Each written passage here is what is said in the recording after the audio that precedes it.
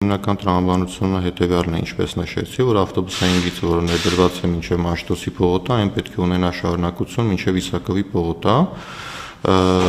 Տրամաբանությունը հետևյալն է, որ Մաշտոցի պողոտայից ավտոբուսի գիծը շարունակվելու է դեպի Խորենացի փողոց, այնուհետև շարունակվելու է Իտալիա եւ Բեյրութ փողոցներով, Արգիշտի փողոցով դեպի Հաղթանակ կամուրջ։ Այս գծի ներդրման մասով իրականացվել են մի շարք ճանապարհային երթևեկության կազմակերպման փոփոխություններ նշված փողոցներում, մասնավորապես արդեն իսկ որոշակի աշխատանքներ արվել են եւ դրան հաջորդող շարունակություն լինելու է երթևեկության կազմակերպման փոփոխություն Սարյան փողոցում, ակնկալվում է Սարյան փողոցում կազմակերպել միակողմ երթևեկություն, ուղղությունը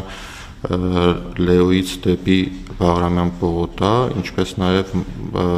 Թումանյան փողոցից Մոսկովյան փողոցի ընկած հատվածը մինչև Բաղրամյան պողոտա նույնպես դիտարկվելու է որպես միակողմանի ներդրվելու է որպես միակողմանի երթևեկություն։ Այս փոփոխությունները ինչ խնդիր են լուծում եւ ինչ ակնկալիք ունենք այս փոփոխությունների ներդրման հետ կապված։ Նախ, ինչպես նշեցի, տրամաբանությունը կանում է նրանում, որ հասարակական տրանսպորտը պետք է ունենա առավելություն երթևեկության այլ մասնակիցների նկատմամբ եւ ավտոբուսային գծի ներդրումը հենց սրանով է պայմանավորված։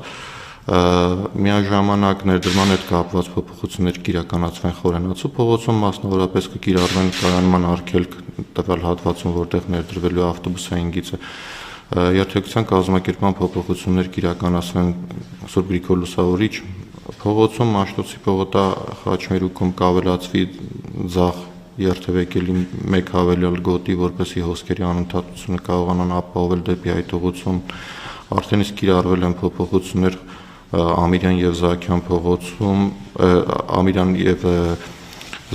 Խորենացի փողոցների խաչմերուկում Մաշտոցի պողոտայի հետ, որտեղ արգելվել է Մաշտոցի պողոտայից ցախ շրջատախտը տվյալ փողոցներ, իսկ Սարյան փողոցի միակողմ դարձնելն էլ պայմանավորված է նրանով, որ Սարյան փողոցում այսօր ունենք խնդիր երթևեկության անընդհատության ապահովման հետ կապված, քանի որ Սարյան փողոցը ներկայումս շատ ակտիվ տուրիստական հատված է հանդիսանում եւ այնտեղ բավականին մեծ են խցանումները, այսպես ասած, տրանսպորտային հոսքերի նշված փոփոխության արդյունքում ակնկալվում է Սարյան փողոցի երկու հատվածում թույլատրել ավտոմեքենաների կայանումը, որի արդյունքում ավելացած գոտիները հնարավորություն կտան տրանսպորտային հոսքերի անընդհատության ապահովման համար։ Որպես հակառակ ուղղություն Սարյան փողոցին կհանդիսանա Մաշտոցի պողոտան,